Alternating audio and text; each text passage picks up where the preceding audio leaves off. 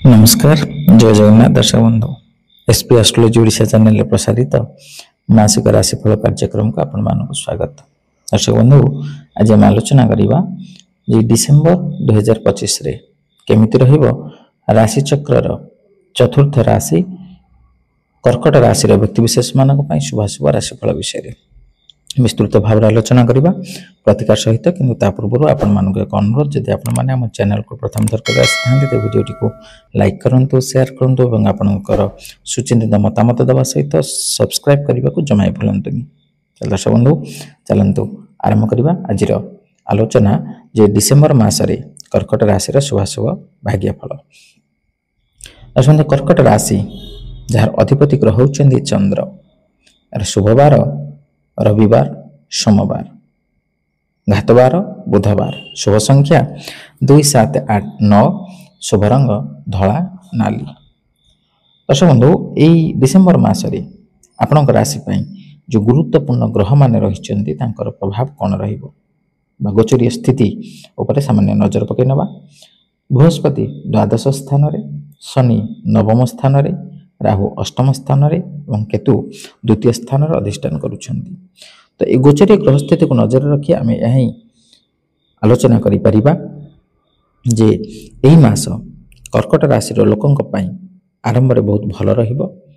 एहा परे धीरे धीरे किछि समस्या आसीबो किंतु आपण निजर सामर्थ्य अनुसार से समस्यार सामना करिबारे सफल हेबे। मासर आरंभ में देवगुरु बृहस्पति आपणकर राशि रे रहिबे किंतु 4 तारिख रु से बक्री अवस्था रे आपणकर द्वादश घर को चली जिवे जहाद्वारा धार्मिक कार्य मध्य बढ़िबो और धार्मिक कार्य रे व्यय मध्य हेबो। घरे शुभ कार्य हेबो। शनि महाराज संपूर्ण मास नवम घरे और राहु महाराज अष्टम घरे रहिबे जहाद्वारा लंबा यात्रा आपनको लाभ देबो। चाकरी करुवा लोकों मासर आरंभ भल रहिबो। जदि आपण चाकरी बदलाइबा को चाहिए सेथिरे मध्य आपनको सफलता प्राप्त होई पारे। व्यवसाय करुवा लोकों मासर आरंभ बहुत भल रहिबो।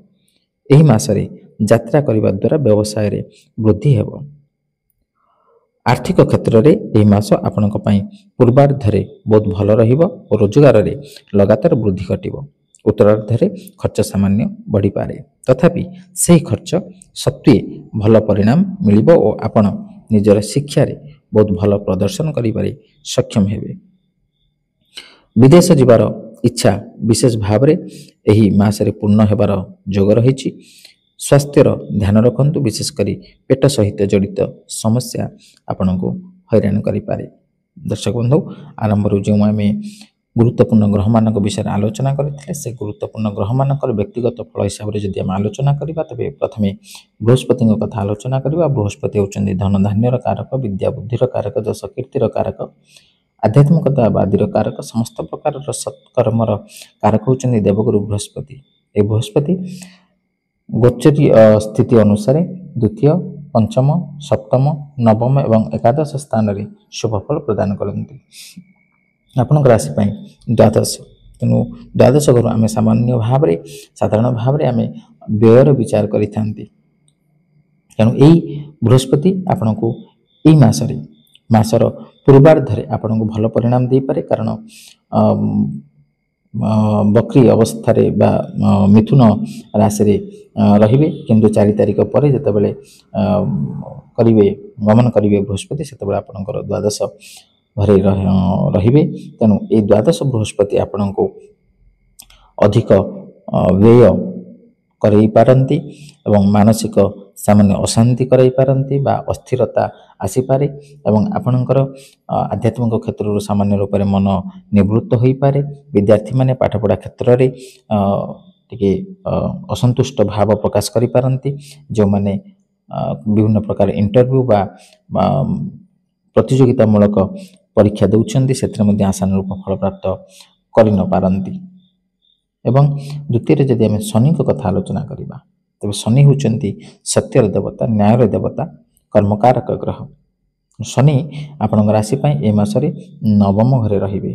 नवम भाव साधारण भाव आम भाग्यर विचार करती। शनि गोचरीय स्थिति अनुसार ତୃତୀୟ, ଷଷ୍ଠ, ଦଶମ ଏବଂ ଏକାଦଶ ଘରେ ଶୁଭ ଫଳ ପ୍ରଦାନ କରିଥାନ୍ତି।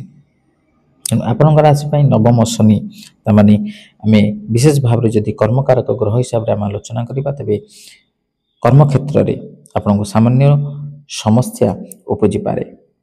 ଆପଣଙ୍କର କାର୍ଯ୍ୟଦକ୍ଷତାକୁ ଅନୁଭବ ନ କରି ଆପଣଙ୍କର ଉଚ୍ଚପଦସ୍ଥ କର୍ମଚାରୀମାନେ ଆପଣଙ୍କୁ ସାମାନ୍ୟ ଅସମ୍ମାନିତ କରିପାରନ୍ତି ଏବଂ ଆପଣଙ୍କର କାର୍ଯ୍ୟ କ୍ଷେତ୍ର ପରିବର୍ତ୍ତନ ମଧ୍ୟ ହୋଇପାରେ। କିନ୍ତୁ ଯେଉଁମାନେ ନୂତନ ଭାବରେ କର୍ମପ୍ରାପ୍ତି ନିମନ୍ତେ ଆବେଦନ କରୁଛନ୍ତି ସେମାନଙ୍କ ପାଇଁ ଏ ସମୟ ନିଶ୍ଚିତ ଭାବରେ ପ୍ରତିକୂଳ ଫଳ ପ୍ରଦାନ କରିବ, କିନ୍ତୁ ଆପଣ ନିରନ୍ତର ଭାବରେ ଚେଷ୍ଟା କରନ୍ତୁ, ପ୍ରଚେଷ୍ଟା କରନ୍ତୁ ଏବଂ ସତ୍ ମାର୍ଗରେ ରହି ଚେଷ୍ଟା କରନ୍ତୁ, ଦେଖିବେ ଶନି ନିଶ୍ଚିତ ଭାବରେ ଆପଣଙ୍କୁ ଶୁଭ ଫଳ ପ୍ରଦାନ କରିବେ। ତାହେଲେ ଦର୍ଶକ ବନ୍ଧୁ, ଆଜି ତ ଆମେ ଶୁଭ ଏବଂ ଅଶୁଭ ଫଳ ବିଷୟରେ ଆଲୋଚନା କଲେ। ତ ସେ ଅଶୁଭ ଫଳକୁ ପରିତ୍ୟାଗ କରି ଶୁଭ ଫଳ ପ୍ରାପ୍ତ କରିବା ନିମନ୍ତେ କେତେ ଗୁଡ଼ିଏ ପ୍ରତିକାର ବିଷୟରେ ମଧ୍ୟ ଆମେ ଆଲୋଚନା କରିବା।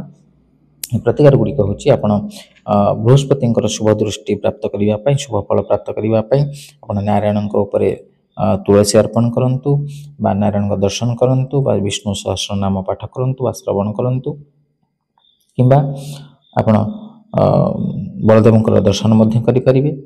ଏବଂ ଶନିଙ୍କର କୋପ ଦୃଷ୍ଟିରୁ ରକ୍ଷା ପାଇବା ପାଇଁ ବା ଶୁଭ ଫଳ ପ୍ରାପ୍ତ କରିବା ପାଇଁ ଆପଣ ଶନିଙ୍କର ଯିଏ ଇଷ୍ଟଦେବ ଶିବଙ୍କର ଦର୍ଶନ କରିପାରିବେ, କ୍ଷୀର ଲାଗି କରିପାରିବେ ବା ଗଙ୍ଗାଜଳ ଲାଗି କରିପାରିବେ ସୋମବାର ଦିନ, ଏବଂ ହନୁମାନଙ୍କୁ ଦର୍ଶନ କରନ୍ତୁ, ହନୁମାନ ଚାଳିଶା ପାଠ କରନ୍ତୁ, କିମ୍ବା ଆପଣଙ୍କ ମଙ୍ଗଳବାର ଦିନ ଶ୍ରୀ ସୁନ୍ଦରାକାଣ୍ଡ ମଧ୍ୟ ପାଠ କରିବା ଉଚିତ। ଏହା କରିବା ଦ୍ୱାରା ଆପଣ ନିଶ୍ଚିତ ଭାବରେ ଶୁଭ ଫଳ ପ୍ରାପ୍ତ କରିବେ। ଦର୍ଶକ ବନ୍ଧୁ, ଆଶା କରି ଭିଡ଼ିଓଟି ଭଲ ଲାଗିଥିବ। ଯଦି ଭଲ ଲାଗିଛି ଭିଡ଼ିଓଟିକୁ ଲାଇକ୍ କରନ୍ତୁ, ସେୟାର କରନ୍ତୁ ଏବଂ ଆପଣଙ୍କର ସୁଚିନ୍ତିତ ମତାମତ ଦେବାକୁ ଜମା ଭୁଲନ୍ତୁନି। ଆଜି ଆମେ ବିଦାୟ ଦିଅନ୍ତୁ। ରହିଲି, ନମସ୍କାର, ଜୟ ଜଗନ୍ନାଥ।